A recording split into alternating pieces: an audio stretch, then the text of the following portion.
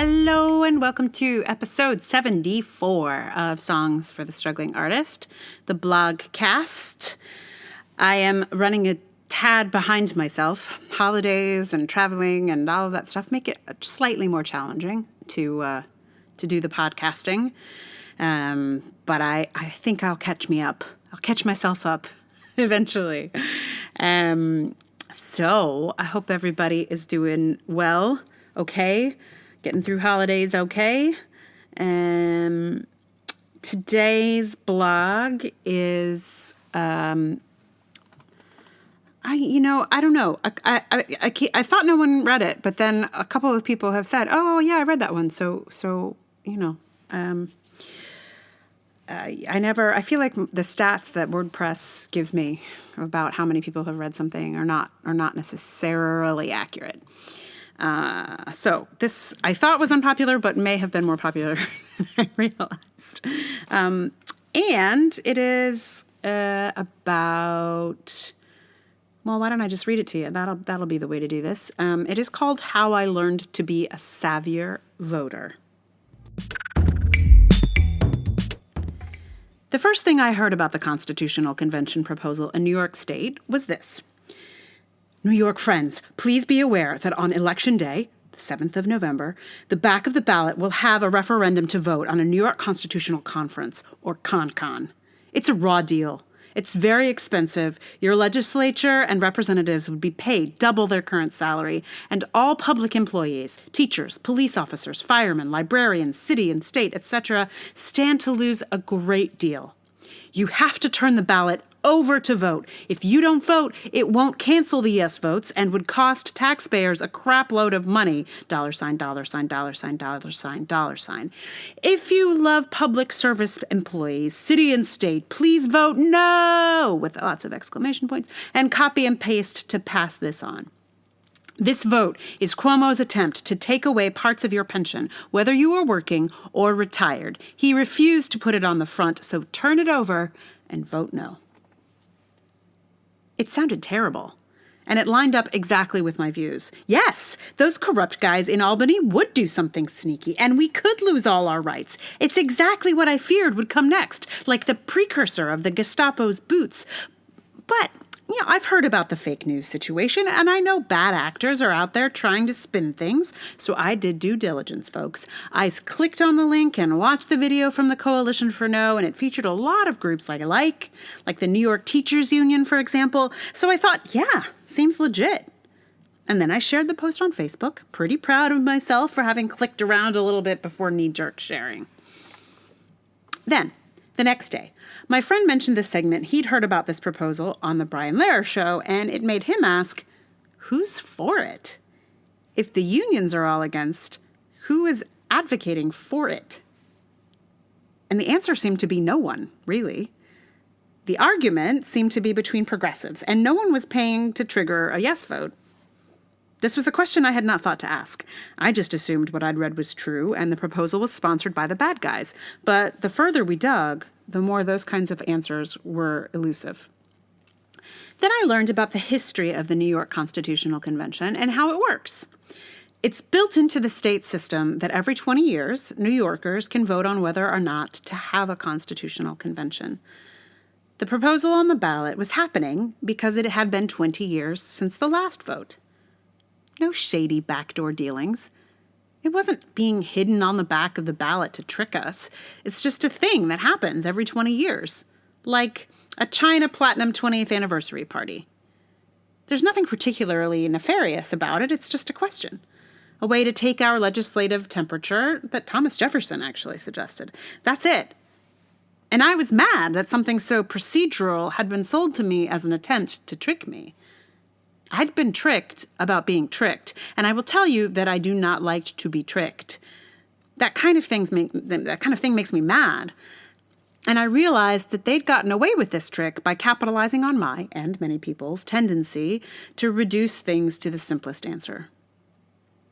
This year, I've had to pay attention to politics in a way that I never have before. I'd really rather not. I'd rather make my art and never read the news, but I don't have that luxury anymore. I have to pay attention. And I have been. But I realize now that I am still vulnerable to misinformation. So through this, I've learned some things to look for. This isn't really about the Constitutional Convention. I'm sure this same lesson might have been learned on another issue or another candidate, but I want to take you through my process so you can avoid the traps that I fell into. First question I have now about something like this proposal: who is paying for the campaign? In this case, unions paid millions of dollars to encourage people to vote no. No real bad guys here. But what about the yes campaign? There wasn't one, per se. There were a few progressive groups that got behind it, as well as the New York State Bar Association. The League of Women Voters was in support, but no one was funding a campaign. I did not see a single yes flyer in all of NYC in the weeks before the election. Not one. I saw some sweet homemade videos and some super geeky academic analysis, but no one was funding a yes campaign. Meanwhile, there was a giant no magnet stuck on the mailboxes of our apartment building. Second question to ask: where did this proposal /bill/petition originate? This one was an automatic ballot proposal triggered by time. A separate proposal about the Adirondacks came from the small towns who were unable to repair their bridges without going 10 feet into protected land. Every environmental group in the state supported it, but it almost didn't pass just because no one was out there educating folks about it. The third question: who has the information? You know who wasn't explaining how the con would work? Everyone advocating no. I saw a lot of protect our pensions and don't risk it, but I didn't see any it works like this, so vote no. The only people really explaining were journalists and every single yes advocate. There was a huge imbalance of information. Fourth question: what is the campaign trying to make me feel? The no campaign suggested I feel afraid, unwilling to risk our current system. The folks I watched and listened to on the yes side were aiming for a yes we can. One advocate was ebullient about the possibilities of addressing systemic racism with the Constitutional Convention. One article I read suggested deciding how to vote based on your personality. Willing to take risks? Yes. Needing security? No. I learned from my experience with this ballot proposal that I need to be a savvier voter than I have been. I have become aware of my own desire for easy answers. Oh, the unions are for it? Then so am I. I learned how few people really took the time to look at this question, and also how once people have taken a side, they can kind of be jerks. The day after the election, when the Constitutional Convention failed with more than 80% voting no, someone responded to my tweet from the previous day in support of the convention with a dismissive comment. The election was over. Yes, had lost, soundly, and yet someone had taken the time to respond, like a jerk, to the losing opinion. Now, I just want to pause here and say I fully understand why a person would have wanted to vote no to this question. There is, built into the question, a level of reexamination of our democracy that not everyone is into. If you weren't feeling it, I totally get it. It's a hard time to have faith in voters. I get it, 100%. But I am disappointed in the knee-jerk jerkiness that paints every yes voter as an agent of the corruption in Albany. That's not the case. Everyone I know who voted yes is an advocate for democracy. These people were incredibly well-informed, and they ranged from law experts to activists for women, people of color, LGBTQ folks, people with disabilities, and economic justice. The video of these two women answering questions about the convention was the highlight of the election season for me. But no one paid for a yes campaign, and so most New Yorkers voted no, which would have been fine with me if it had been a fair fight. But since it wasn't, it made me a little sad. Not nearly as sad as the situation in Washington right now, but obviously, still a little sad. I emerged from the experience, especially when the news was so good in so many places on the same election day, wiser and more vigilant, with a set of questions to ask. And if I'm still here in 20 years when the convention question comes up again, I'll be curious to see what happens, to see if we'll have found more complex ways to look at complex questions. At the very least, I am much more aware of my own impulse to go with the herd, to accept easy answers, and not do my own investigating. I will be a better voter for having had this experience. And so I am grateful for it.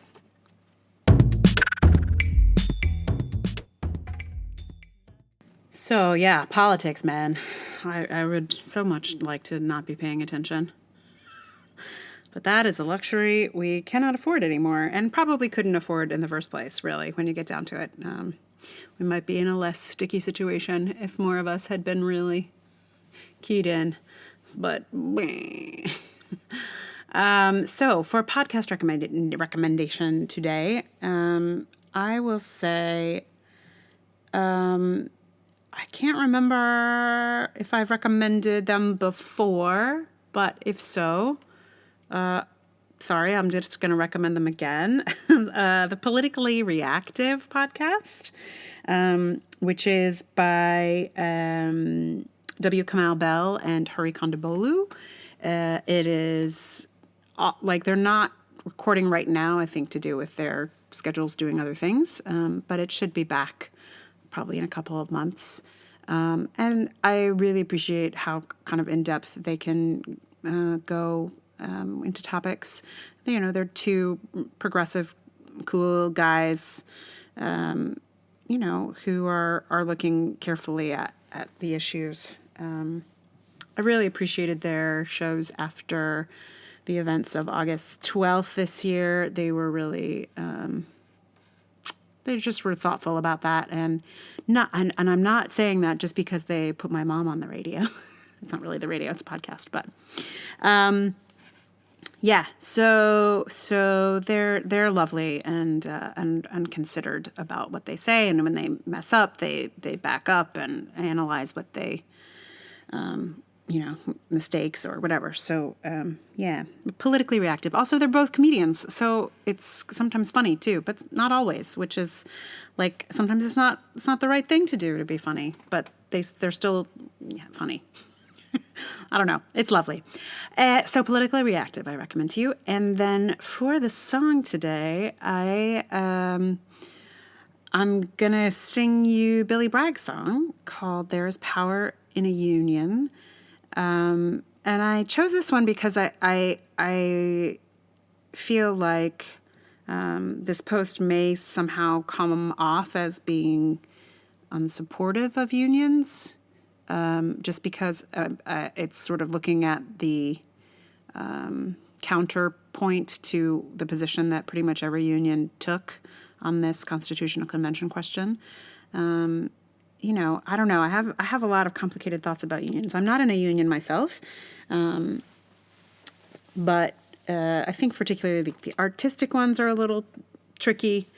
And you know, a union is only as good as its members. So sometimes I feel like sometimes members don't hold their unions accountable enough to them. So that's the sticky widget about unions. But fundamentally, I'm so, I don't know. I know that one of the reasons things have been particularly dramatic politically is because unions have been sort of brought to their knees in so many places with like a concerted effort to take their power away. So I do feel like it's important to I don't know, acknowledge their power and their skill. And I think that, you know, this song is by an English guy, and I'm pretty sure it was written in the early 80s. And I feel like Americans, we can use a sense of that kind of working class pride. There is no kind of, because we pretend there is no class in America, we don't have that sense. It feels like it might be time to get a hold of some of that. Yeah. And I was just thinking again recently about how incredible it was that the taxi drivers union stood with the JFK protests and weren't taking, weren't taking passengers in support of the protests against the travel ban. So things like that make me so just like impressed with unions and union memberships and all that kind of stuff. So anyway, all that to say, just because I disagreed with most unions on this constitutional convention doesn't mean I disagree with unions in general. And in fact, I love and support them. So Here is Billy Bragg's There is Power in a Union.